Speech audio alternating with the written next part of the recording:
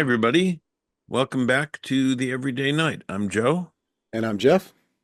And Jeff, this is our first recording of Yes. 2025, not necessarily the first one that will air during Right. 2025. Right. Um, and I think it's interesting that given everything that's going on, that we're going to be discussing the topic we're discussing tonight. Um, Yes. so why don't you introduce that? Well, before I do that, I think we should tackle our first most important question of the evening. Yes, What are you drinking, sir? I have a magnificent disappearing glass, a 2022 Napa Valley Cabernet Sauvignon. Hmm. Very modern wine glass you've got there. Yes, actually found these are really interesting when I'm thinking of as a multi-purpose wine glass. Um, they were actually built as Prosecco glasses. Hmm. So there's a hot controversy in the sparkling wine community, Prosecco champagne, saying that flutes are terrible for for that, and you should really use something more like this. I, And I thought the whole idea of the flute was to preserve the carbonation, the effervescence of it. except it yes, but you get a loss of some flavor. Well, I Whereas can with see that. a coupe, you get flavor but loss of carbonation. And this shape, seems to give you the best compromise, the best of both. Hmm. I would think a kind of tulip shape would do that as Well, well. it is kind of a tulip shape, but it's a modern take on it, as you Hmm. said, a more geometric take on a tulip shape. But I find it also works quite well for red wines. Yeah, well, good. So, and what are you drinking this evening? Oh, well, I have since it has gotten cold. It's dropped down below freezing in the last several weeks. I have just opted for a glass of bourbon cream, which is essentially a Bailey's type Hmm. cream liqueur with bourbon instead of Irish whiskey. So just So, simple, easy, but it's comfort drink. yes. Well, here's to this year. And a few after that. Yeah. Yeah.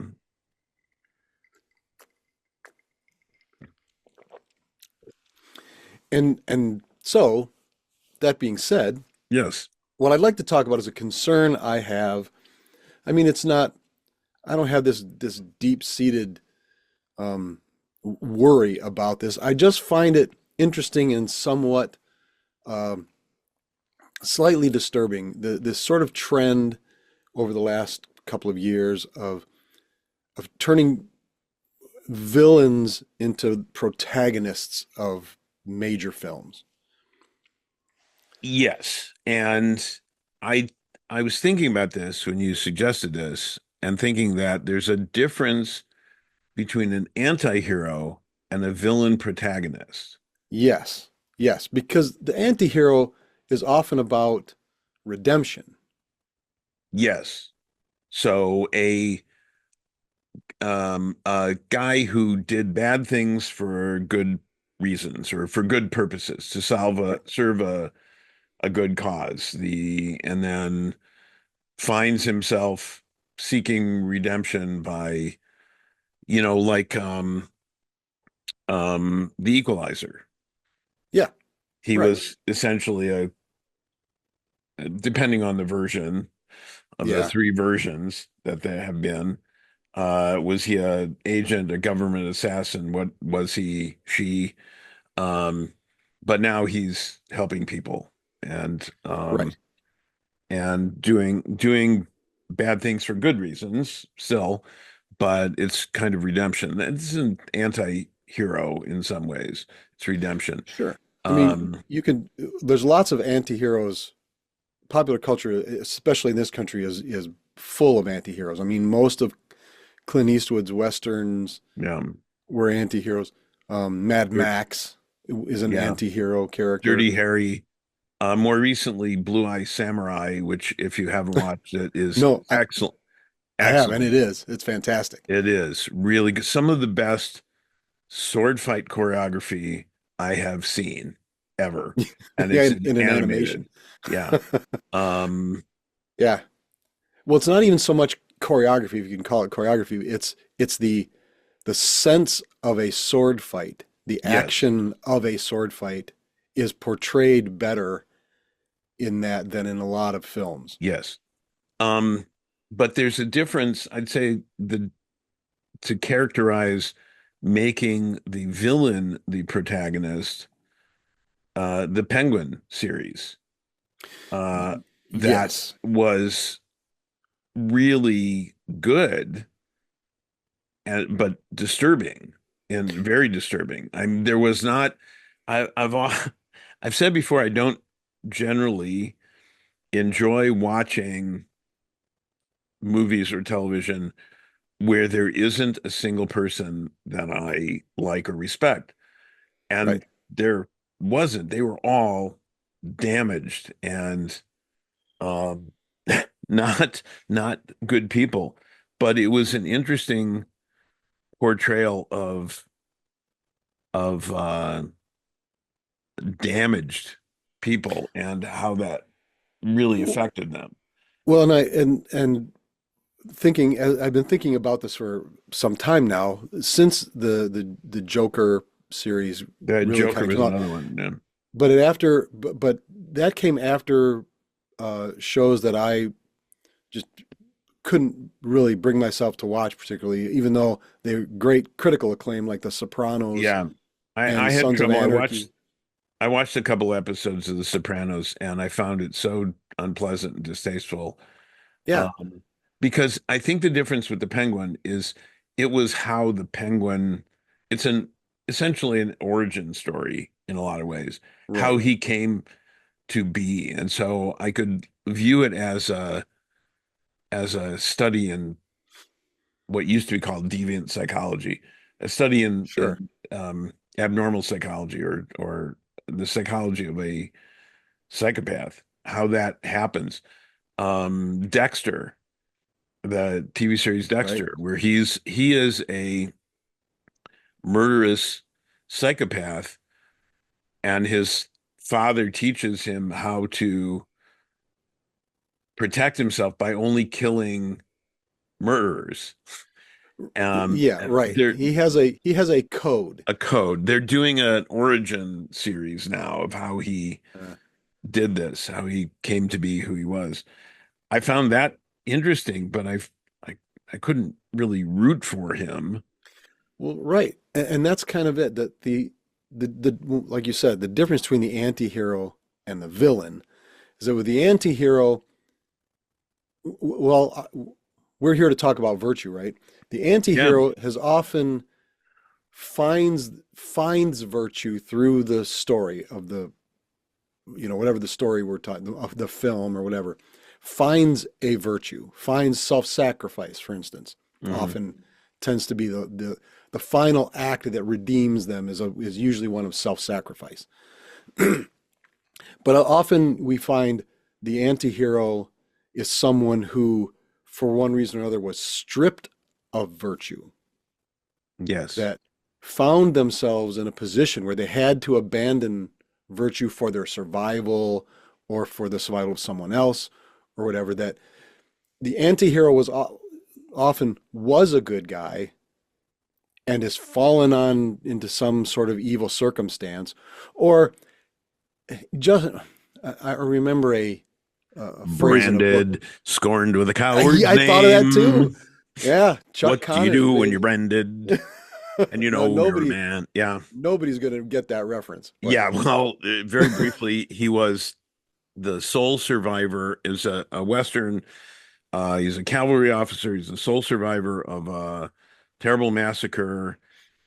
He's charged with cowardice, although it's not true, and stripped of his rank and his sword broken and his rank stripped off in the right, opening credits, and he's drummed out, and he's goes on a path of seeking redemption and the truth and so on. Yeah. Right. And often we find an Revenge. anti-hero as a revenge story. Yes. But in the end, usually they either forego the ultimate revenge, and that's part of their redemption. They realize that they've become the thing they hated and stop themselves. Is another common theme for an anti-hero Yeah. type story. Well, yeah, a revenge story. Nevada Smith Right. was Yes. the Western with Steve much, McQueen. much too old Steve McQueen, who was about 35 and he was supposed to be about 17. Yeah. And then, Right. it didn't make a lot of sense. But it's a revenge story. Um, yeah, So that's the anti-hero we often see. These villain protagonists, however, what I'm seeing is they're not they're not getting redemption. What we are finding throughout the course of the film is some effort to justify yeah, their behavior, their evil. That, oh, they've had this terrible circumstance, and so that's why they've turned bad. Well, okay, but does that mean are we then to sympathize? Are we what as we view are what are we suspected as viewers to be doing? With this yeah, story, what's yeah. you know, uh, Well, I found the the Penguin series to be uh, uh, apart from the fact that the story, the direction, the acting, the writing was um, really superlative. It really was. Um, but there wasn't anybody I liked or respected. It was it was a portrait of completely dysfunctional people in a dysfunctional society. Um, the the reason I got into watching it is it setting up the anti-hero Batman well, in yeah, like Gotham was supposed to, wasn't it a spin-off of Gotham? no, it was a spin-off of the Batman, the Robert Pattinson Batman. The Penguin. Wait, are we Penguin talking appe- about? Penguin appeared in the Batman movie, and then they did But are this we TV talking about series. the most recent Penguin with Yes, Colin Farrell? yes. I'm talking about the other Penguin in I guess it was Gotham Oh, that that Penguin was okay. in. Yeah, But okay, now we're on the same page. okay. Yeah, A the more interesting Gotham TV character, I thought. series, the Gotham TV series Yes, with yes, a very young Bruce Wayne, right? yeah, right. Okay. And that was supposed to be Jim Gordon's It was Jim Gordon's origin story, story, really. It really was. but the Penguin character really blew that whole show up, I thought. He was terrific. Yeah. Northwestern graduate, I may add. The actor, I'd have not even bothered to watch the Colin Farrell. oh, it's I recommend it because Okay. it if did you see the Batman, the Robert Pattinson Yes. And Batman? I didn't care for that either particularly, but Well, I think the point of that, it's a lot more like Batman Year Two story. okay. He's he's the effort was to make it more realistic, more grounded in a lot of Yeah. ways, less fantastical, as excuse me, as far away from the Tim Burton Okay. defying the laws of physics stuff that you could be. And Colin Farrell was in that as the Penguin, and he's completely unrecognizable too. And then they did this spin-off series that really it's Excuse me. it uh, it follows the movie after it's after set after the movie. Okay. So it shows, but it has flashbacks. So it shows how he becomes from a minor Two-bit henchman, criminal. Yeah. criminal, to this crime lord, and it is making the Penguin less like a the Burgess Meredith was a great actor, but that whole campy Yeah, but that was right out of the comics. it That was, that but was yes, but it has made it made him a Tony Soprano, a crime lord, yeah, right. a crime boss, and it did show that his his super villain power was the ability to manipulate people, Mm, yeah, and okay. which the writing was exceptional and the in terms of showing a character who could be that manipulative. So really psychopathic. Um, and so I watched that because I like the Batman, who's an anti-hero. He's also Batman's a psychopath too, but Yeah. he's a psychopath for justice, right? Psychopath Right. for good. Whereas Superman is a hero. Superman is lawful good, Yep. and Batman is chaotic good, chaotic Neutral good. neutral good, Neutral good, I'd say. something like that, and using the old style D&D alignments that Yeah. we don't do anymore. Um, so I think one I think this is related. I think the painting the recent, and I will not mention his name because I don't um I do not immediately in the aftermath of a murder mention a murderer's name because I don't want to give them publicity, but the alleged CEO, healthcare CEO killer, Hmm. um, is being painted as a hero in some ways. Um, be, and his actions being justified. And I think that I wonder if the villain as the protagonist of stories in literature and film and television hasn't set us up to think that Right. because he's fighting a bigger villain. Right. So, right. So maybe he's oh, sorry, just lost my microphone there. He's no, he's not the real villain. He's actually fighting for all of us and fighting for justice and doing yeah, Well, no. and this again, this is part of my concern. Where are we going as a society now where we are, I mean, you could say that we are that virtue, and this is what we're doing here, right, with this Yeah, whole podcast, that yeah.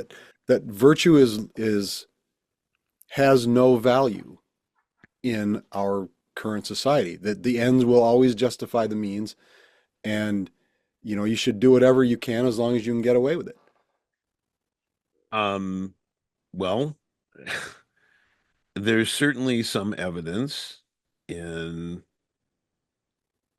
Our popular politics, culture, politics, society that lying and manipulating and cheating. prevaricating, cheating Eh, will get you what you want. And I hate that. I hate that. yeah, and that's why I it bothers me that that s- aspect of our culture is making it into these films now, Yeah. Yeah. because life imitates art as much as art imitates life, Yeah. right? Well, So, and I'd say there are people justifying um the theft that is generative AI. yeah. We harking back to our one of our recent series on series is to a series on AI that and I remember there were times I asked students if it was wrong to steal and they said yes. I said, yeah. Do you pay for all the download music you download? No. Okay. Do you pay for books that you do you try to find them for free?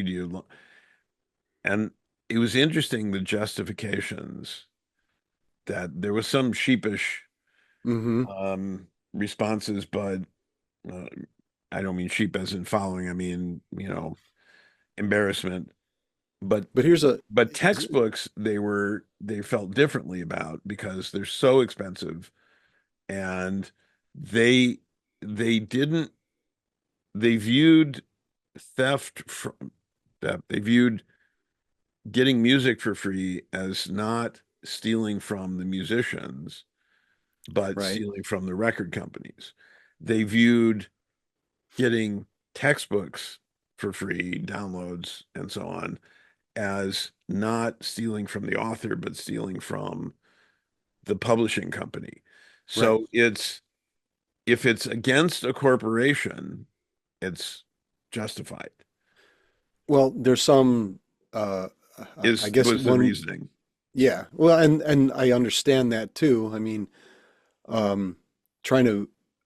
I think for you to be really legitimately doing that, you have to determine how much the how much an artist or an author or whatever was paid, and are they continuing to be paid Right. at this point? Um, because I mean, you could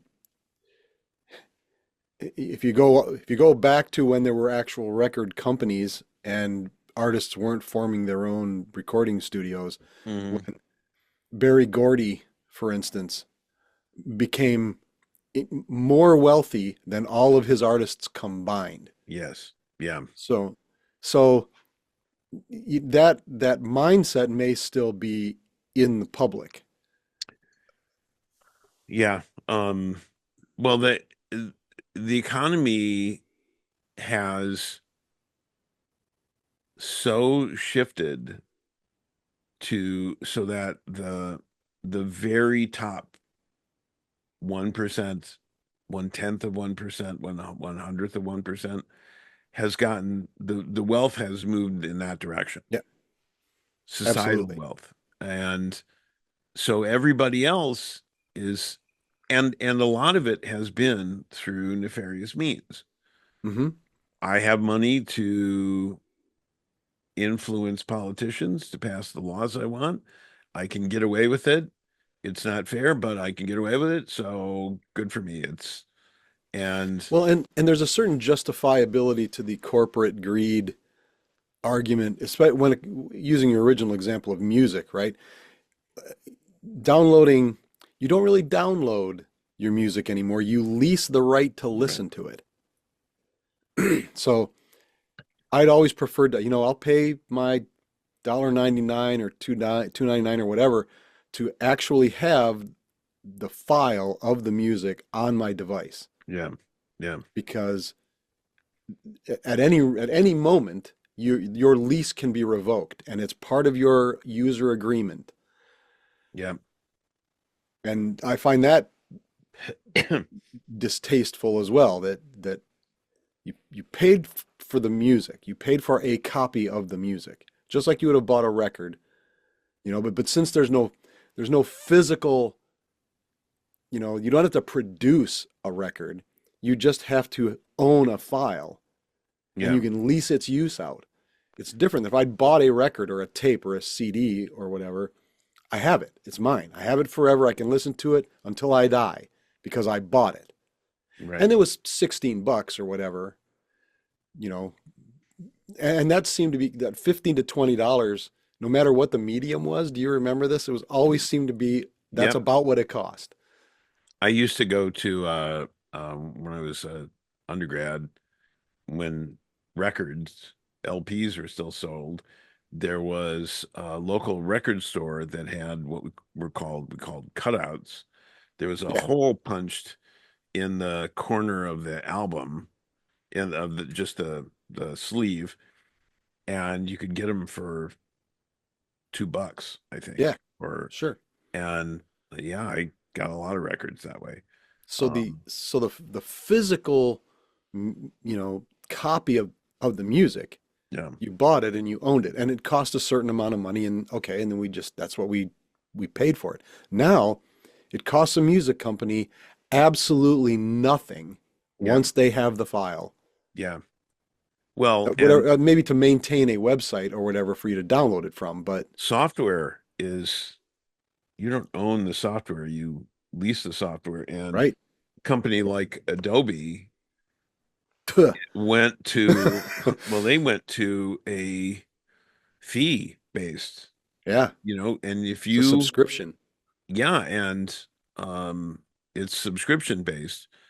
I have access to it through the university, which is good, and students do, which is good. But I remember buying my first, when I started grad school, I Yeah. bought the collection, and it was Hmm. bloody expensive. Sure. Um, but they also, if you, they stopped supporting old versions Well, too, and now and new, your old new, version just won't work. You have to update. yeah, it won't work, and the operating system won't work, and it's It used to so be good. like they'd come out with a new version every couple of years, and Yeah, if you bought a previous version, you could get the upgrade for a deep discount. right, And right, every couple of years you could buy the upgrade or whatever. And right. now it's like, nope, it's $750 a year every year, no matter Yeah. what, whether there's an upgrade or not. So I think we've kind of gone far afield and we're talking about corporate Yes. crime, and we're talking about the justifications for villains, right? Right. Um, but I think the point of um the anti-hero recognizing that he has he's becoming what he hated, whereas the Right. villain aspires to become the thing that caused his um descent into Right. villainy in the first place. He's like, well, I want to, if they can do it, so can I, and I'm going to be just as bad, or I'm going to be worse, and I'm going to do the whole thing. Um, and I think that's part of the difference, I think. And I think and this is my objection, I guess, is that, well, you can say, people have said to me for years, I used to have this response of, I want to go to a movie and I want the good guy to win. I want the bad guy to perish in flames, and I want him to get the girl. I want the good guy to get the girl and be triumphant, and I want the bad guy to get what's coming to him. That's what I want. And people say, well, the world's not like that. I said, I don't pay $10 to watch the world. I get that for free. You Yeah, know, I yeah, I don't want I don't want all my fears confirmed. I want all my hopes renewed. Thank you very yeah, much. yeah. There you go. So Um, well, I I think think I think the artists owe us that a little bit. the there is a debate, long-standing, ongoing debate in art, visual art, about um, beauty and the value of beauty, aesthetic, Hmm. aesthetic philosophy. What value is something if it's simply beautiful? Well, the value is it helps people. It It can, uplifts the spirit. it up exactly, and that's important. Yeah. That's important. Mind, body, spirit. It's the things that help the intellect. Books are to the mind what exercise is to the body, and what Hmm. art is to the spirit. And And I think, that's art and and by art I mean art, music. sure. I want completely off topic side question. When did musical performers start referring to themselves as artists rather than simply musicians or singers Hmm. or musical performers I or don't know. performers? When and why did they start doing that? I don't I I bet it don't know was, if it was Prince, the artist formerly known as, which was because of a contract dispute that he did that. But well, no, but that's because, side question anyway. So well, just as a quick reference point, the the forming of United Artists filmmakers, they referred to themselves as artists, and that was the 30s. yes, So before Prince, yeah. they thought of themselves as artists. They were performers, but they were Well, also and they were artists. and filmmakers, and Yes. yeah.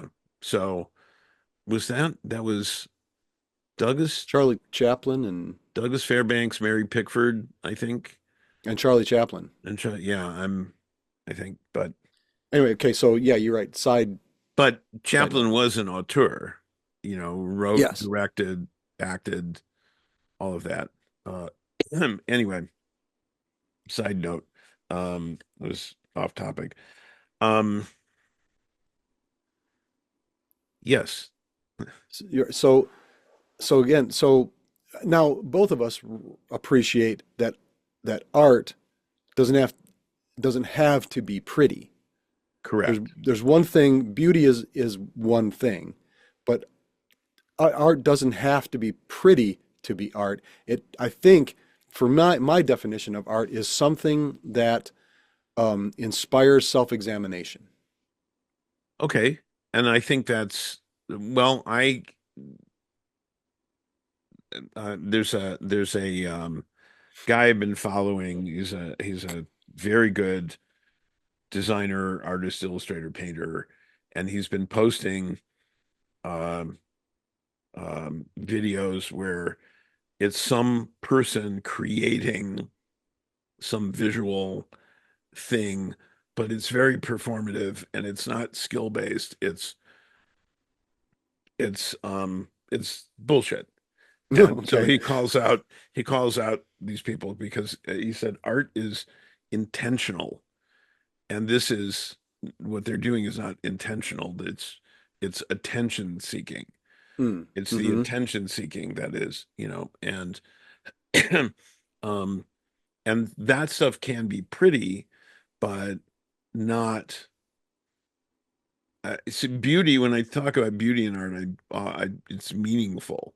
The beauty Yeah. is in its appeal to the soul, appeal to the heart and the mind. The work of Ivan Albright, who Mm. um, painted, for those who don't know, as just as a reference point, in the movie The Picture of Dorian Gray from the Oscar Wilde uh, story, which was Angela Lansbury's first movie appearance. She was Oh, the ingenue that Dorian Gray first um, took advantage victim of and victimizes. victimized. Um, but the after painting, once Dorian Gray is has lived a long time, He's stayed debauched. young and beautiful, but the painting is this horrible, debauched, deformed Yeah. thing. Diseased, Yes. twisted. And that was Yes. painted by Ivan Albright. Okay. And he's there are a couple of his paintings in the Art Institute of Chicago, one of a door and with a hand reaching for it, and there's a like a funeral wreath on the door, and the door Hmm. is marked and scarred. It's phenomenal. His work is really phenomenal. Um, but it's it's not pretty, but it's beautiful. Okay. Because it evokes something, Yes, and like I said, that yes, evocative nature of a thing is what I think inspires yes, self-reflection. yes. What's why why does that make me feel that way? Yeah. So, Well, and art is not it. Well, it can be so many things, but visual art and music and dance and poetry can allow you to feel. It's not, it can be descriptive, but it can be evocative of mhm. emotions. Um, so Well, and we've I had some colleagues once, place I was working. come to me and say they were going to an art exhibition of the boss's wife. Yeah, you've told the story. They Yeah. wanted to know what to say. I said, say it's um, evocative without being derivative, and that should get you. And they said, I don't know what that means, but I'll say it.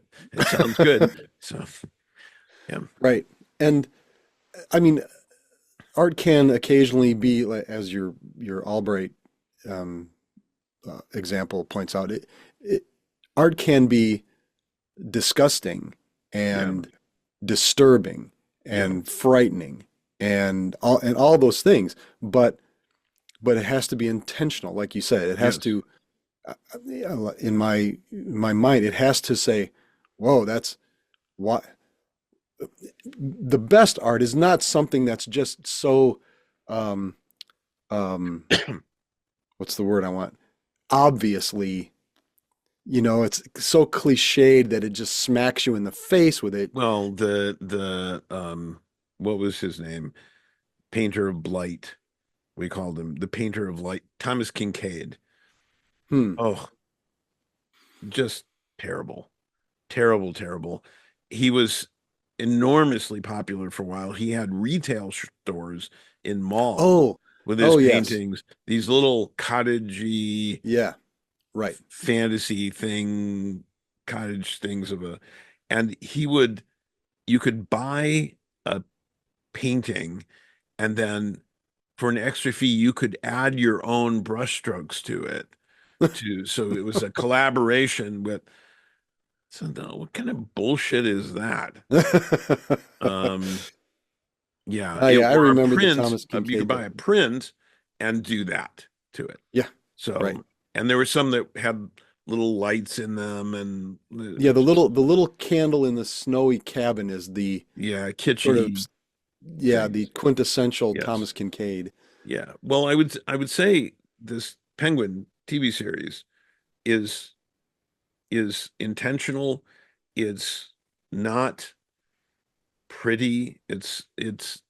But it's certainly evocative. It certainly made me think and made me feel about things and think about the larger story too. I think there have been I think the Danny DeVito penguin had an origin story, but it was Right. kind of Well, thin. abandoned. He was Yeah, abandoned by his parents thin. because of his appearance. Yes. Okay. Whereas this was this had a lot more to do with um Norman um um Psycho, Norman Bates. Norman Bates, Bates Motel. It had a lot, he was a lot more Hmm. like Norman Bates in a lot of ways. Well, and Norman Bates, we are to understand that he was abused by his mother and was this sort of codependent, abusive victim, Hmm. right? Is what drove him to. Well, in the prequels that they did at some point to that too. Well, I mean, you get a little hint of Some the glimpse of keeping that. his Yeah. mother, his dead mother, in a rocking chair in the attic. I mean, Yeah. Spoilers. Spoilers. I'm not. 60-year-old movie. Spoilers. Yeah, sorry. If you haven't seen Psycho, you've missed a big part of popular culture. Yeah. Um, Um, yeah, I think Rosebud is a sled. he's a sled. Darth Vader is Luke Skywalker's father. Okay. And Rosebud is a sled. Rosebud's the And sled. Did I say that? you said Rosebud, but you didn't say there was a sled. Oh, okay. Yeah. Um, so um I think the most recent Penguin, the Colin Farrell Penguin, it reminded me of that in some ways, Hmm. without Hmm. giving away too much because it's still fairly recent. But I think the Andy Andy Warhol was it Andy Warhol or Marshall McLuhan? somebody said art is anything you can get away with. I hate that idea, but I Sounds think like that wrong. it does. I think the idea that um, was exemplified by, and I've told this story before, and this is a SCA Society for Creative Anachronism related story where a fellow of renown and rank stood up in a meeting and suggested cheating to win a battle. Mm-hmm. And when I said that wouldn't be honorable, he said, victory will be our honor. And I think that winning is used as a justification now. Sure. And it doesn't matter how you win as long as you win. And And we've kind of talked about the abandonment of sportsmanship in yeah, sports. yeah, yeah, And I think that this is another symptom of the same disease. yeah. And that's one reason why I mean, that's the reason really why we do this podcast, Yeah. is to talk about the virtues, the chivalric virtues that The, we both think are still important and relevant. yeah. Well, they're valuable in a society. Yes, that's not everyone out for themselves. Right. Um, and I wonder if the Western emphasis on the individual rather Hmm. than the more Eastern emphasis on this community and society. I think there's got to be a balance. I don't think Like, everything should be. I don't think everything should be sacrificing individuality to the community, but I don't right. think sacrificing the community for your own individuality is everything either. Well, the cons what passes for a conspiracy theorist in my mind is that whole 50s Western thing is it was all about self-reliance and carrying your own justice strapped to your leg, Yeah, right? yeah, And I think that part of that, uh, if there's a they, if there's an Illuminati in this country that's pushing these sort of agendas, part of that I think goes to don't depend on the government. The government isn't going to help you. that's what Reagan said. Well, Said and this guess scariest how he words made his are, "I'm from the government. I'm here to help." Right? right. But I think that it's the other side of that. It's a more subtle um, uh, message that you need to rely on yourself. Don't expect the government to take care of you, especially when you're old and sick. Yeah, So, you push this attitude onto the American people that, well, I shouldn't, I'm taking care of myself. I shouldn't have to take care of anybody else. And it keeps, it's an undercurrent in all of our politics, or a lot of our politics.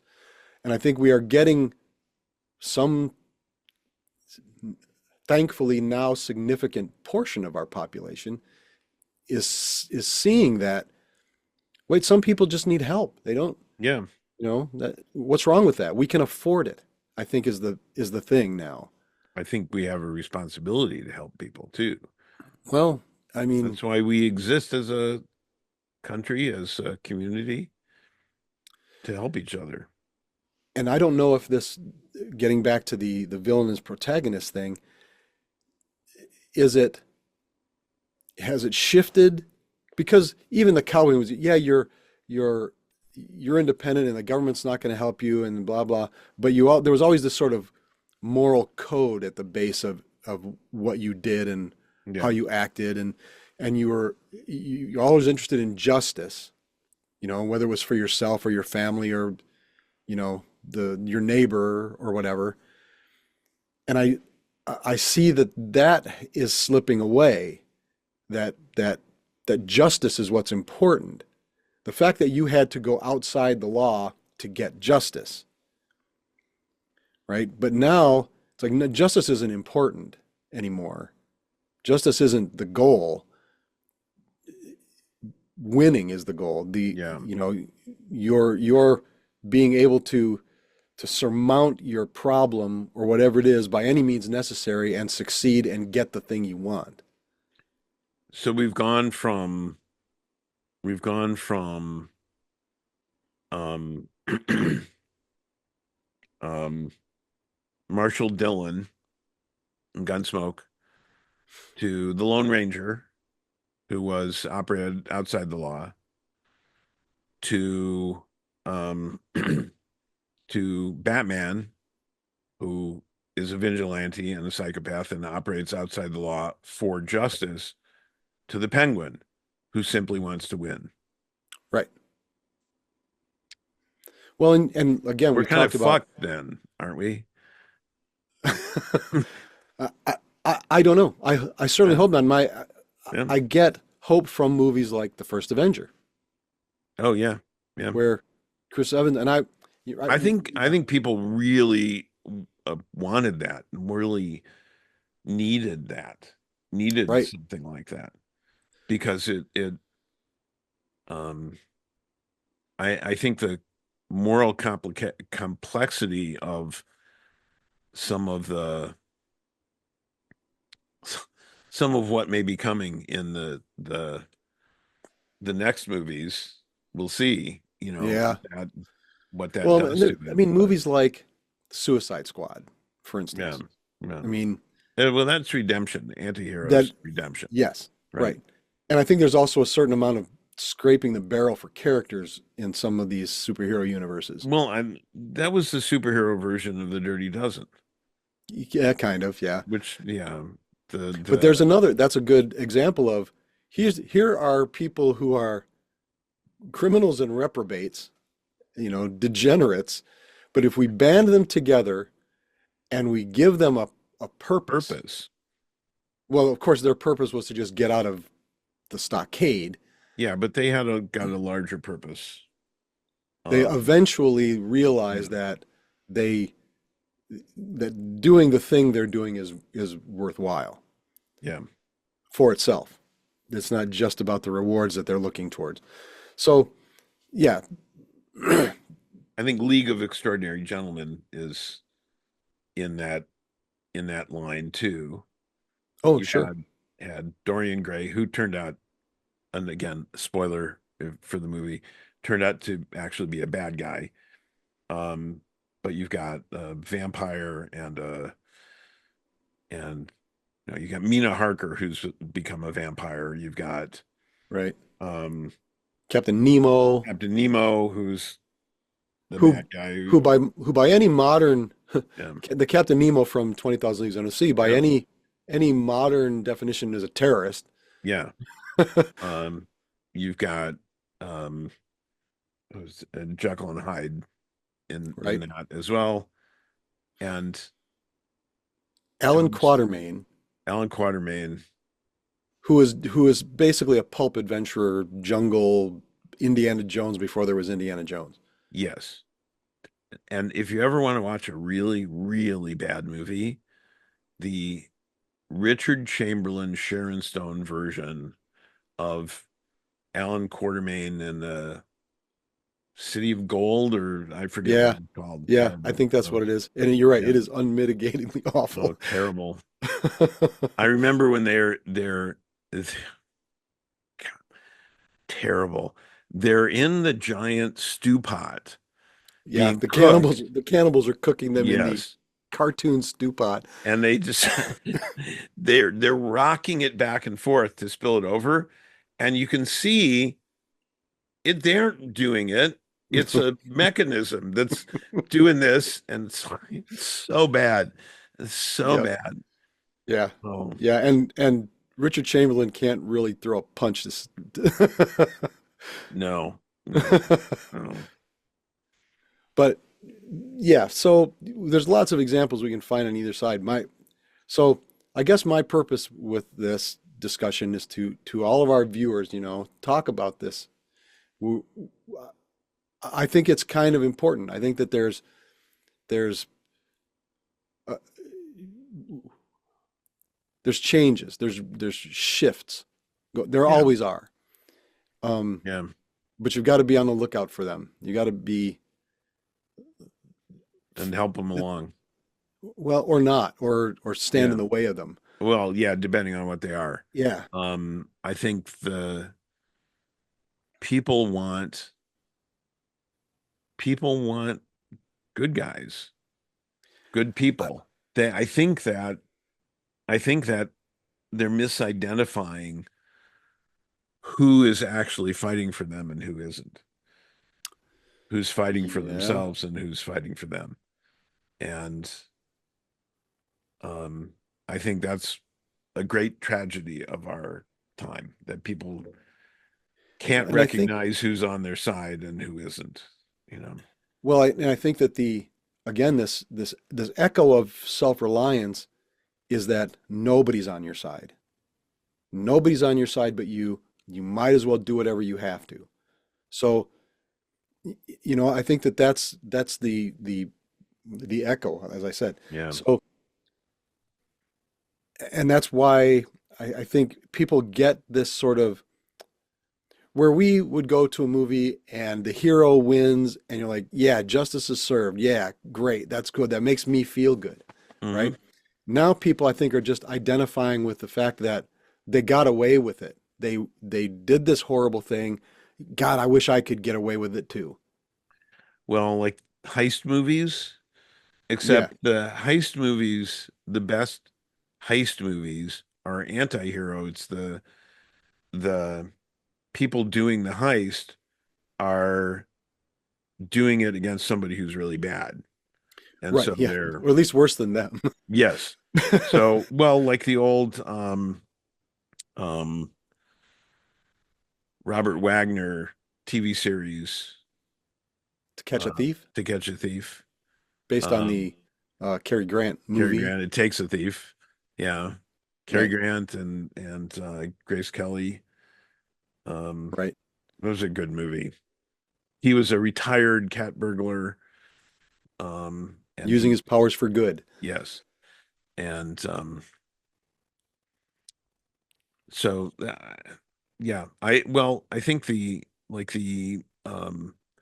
movie of Man from Uncle, Hmm. Henry Cavill, um, as Napoleon Solo, I don't remember the actor that played Ilya um, Kuryakin, Kuryakin. Yeah. um, Army Hammer. Was that Army Hammer? That was Army Hammer, who Huh. is um, essentially on the outs in Hollywood because of bad personal behavior. Mm. Um, Alicia Vikander and Hugh Grant as Mr. Yeah. Waverly. Yeah. Um, Elizabeth Debicki, yeah, great cast, good movie, great soundtrack. But Napoleon Solo was not. It was the people put together for this new Uncle agency were not good guys. Yeah. They They were were rogues who in their were, own agencies. yeah, who were assembled. So again, the Dirty Dozen, you know. Well, Dirty Dozen, Inglorious Bastards, The Ungentlemanly Warfare. That Warfare, was all good. of That them. was a good movie. It was The good. um At least Ungentlemanly Warfare was based loosely on actual historic. yes. But ins- it all goes back to the Seven Samurai, the Magnificent Seven, of that group of which goes back to the legends of Robin Hood. Really. Sure. They were Yeah. all outlaws, right? Fighting for the king's justice. Um, which kind of brings us full circle And into also to Kingsman, I yes. thought. Yep. Very good, which is the antithesis kind of. They're not, these are men and women of principle, right? Yes. And they have formed this society to ensure justice internationally outside of government control, but with some government Support. support. I mean, well, like Uncle, Yeah, like well, Uncle was United Nations Center for Law Enforcement. United Network Command for Oh, Law and Enforcement. I always thought it was in the United Nations. That's why No. you had an American and a Russian working together. Well, it was, yeah, but it wasn't United Nations. It Okay. was, yeah, All right. Man from Uncle was more your generation than mine, anyway. yeah, yeah. I I remember a remember like TV series there. called The Champions. Do you remember? Oh, yeah, Very short-lived. British. Oh no, no. Tony Curtis. No, No, not that one. I No, think it was that a was. guy who There were a bunch of really short-lived series that were all trying to capture the Man from Uncle, Avengers, James sort of Bond. James Bond sort of thing. Yeah, but there were two men and a woman who had crash landed in Tibet and were taken in and trained by Tibetan mystics and monks, and they had all of these super mental powers that they used Yeah, to do their yeah. spy stuff. I Well, that was remember you mentioned that once, and I looked it up, and it was um, it had the same production value as, since being a product of the '60s, same production value as the early Doctor Who. yeah, right. An early time tunnel and Yeah, yeah, those, but so anyway, so my whole premise, the reason I wanted to talk about this was to get your take and to kind of push out the my my wariness for some of these modern films that I don't think it serves I don't think it's serving us as a society, these yeah, kinds of films. Um, I mean, I'm okay with the occasional character study, you yeah, know, and the descent into madness can be is a whole thing. But when but I think in those kinds of films and the ones I've seen in the past, you're supposed to be horrified by it. yeah. You know, you're supposed to look at it and go, "There for the grace of God." You know, I got to avoid those pitfalls myself. Yes. But but in these modern films, they're Supposed not. to be It's a not. supposed to be a cautionary tale, not a instruction manual. Yeah, yeah, right. Yeah. So so I just I feel like I need to call it out if we're going to be talking about this stuff. I I hope the rebooted DC um, movie universe is um, is good. I hope they're heroic. I hope the stories are well told. I hope that, I want the new Superman to be a good guy. I want him to be a, Well, we talked about that, yeah, how Superman has to be a good guy. He yeah, has to be a good guy. yeah. Otherwise, he's terrifying. Yeah, exactly. And then I read an article about why, at least in an early iteration of his costume in the new one, he has the trunks, red trunks, Hmm. is that it made him, the director was saying that, and in conversation with the actor, that um it makes him look more like a wrestler, like a big time Hmm. wrestler, and Hmm. less scary to children. Hmm. That because I remember they used to say when we were kids, if you're in trouble, find a police officer or fireman or go to a fire station. Right. And I think they don't necessarily say that now. No, now they tell their kids, don't talk to the police. Yeah. Well, I think there's unfortunately some reasons for that. Well, and we can Um, get into the militarization of our police forces too sometime. yeah, and the specific there's a there was a shootout in LA that much has been written about. In the Movies have been 70s. made. Yeah, Yeah, I know what you're talking about. yeah. That was really. the start But of that. instead of saying maybe we shouldn't let people buy automatic, heavy machine guns and body Yeah, armor, yeah, maybe we just give all the cops that too, right? yeah. Well, and you remember the Star Trek episode Balance of Terror hmm with it was The Yangs and the Combs. well, there was that one, and then there was another one with the hill tribes where the Klingons are arming one side, like the Valley people or another hill tribe or something. And so the Enterprise is arming Oh, this other, right, and it right. was a stand-in for proxy wars, hmm like Vietnam is a proxy war between China, Russia, and the United States. So um, yeah. Um, what's that song? I Want a Hero. Is that the song? I'm holding out for a Holding hero. out for a hero. Yeah, Yeah. yeah, And I'm with you. I hope this, I would kind of hope, although why would I expect Hollywood to do anything like this? I would kind of have hoped that each generation sort of had its DC franchise, yeah, right? yeah, And but I think they're just as usual, Hollywood, or at least in the last 30 years, Hollywood finds a property that sells and then you just squeeze it and squeeze it and squeeze yeah, it until you get the last penny out of it. And then in 20 years, you try again. yeah. It worked once. It's got to work again, boys. Have you watched any of Creature Commandos? No. Creature Commandos is an animated DC series where it's it's a superhero version of the Dirty Dozen again. Okay. So it's got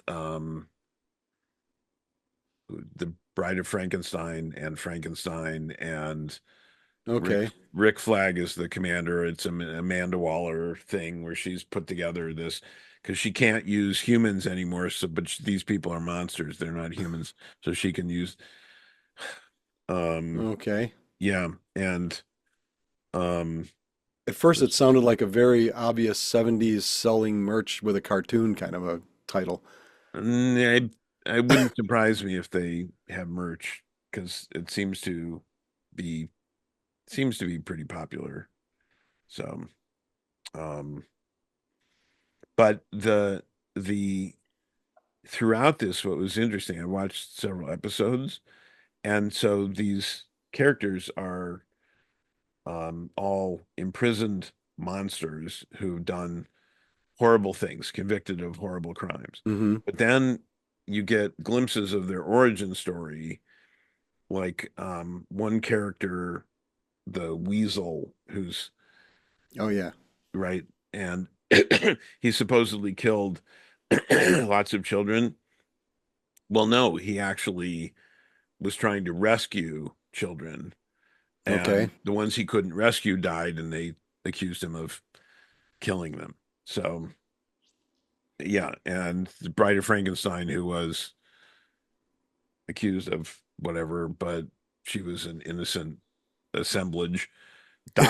Doctor Phosphorus, who's essentially like who's the character in in The Watchmen, the atomic Dr. character. Manhattan? Dr. Man, he's essentially like Dr. Manhattan, irradiated, uh, but the people who did it to him, he kills. So yeah, he's guilty of that. But it was revenge because they. Yeah, sure. So so they try to make them all misunderstood and sympathetic characters. Um, and the question is, well, who's the real villain? And it often ends up being Amanda Waller, who's Well, an exploitive. She's exploited. exploitive. Well, she was the one you mentioned Suicide Squad. She's the one who put together Suicide Squad. Right. After Suicide Squad, she's not allowed to do that anymore. So she does this, right? Okay. Um, So anyway, yeah, the point, uh, here's to the virtues, here's to community, here's to Good guys. good guys, yeah, Good and guys. non-gender specific guys, good Yes, of course. people, right?